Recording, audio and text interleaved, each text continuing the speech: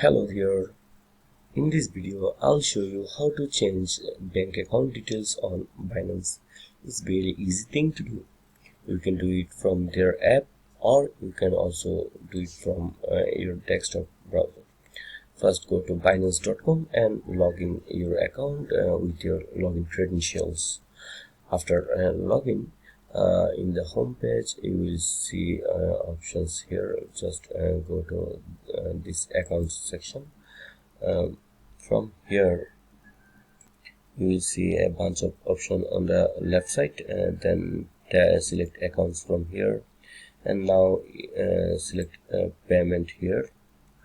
Now you will see your payment method here.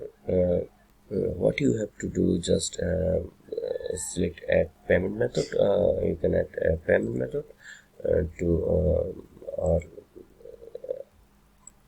your bank details. You can add your bank details here, and that's how you can change your bank details from Binance. If you found this video helpful, then don't forget to give a like.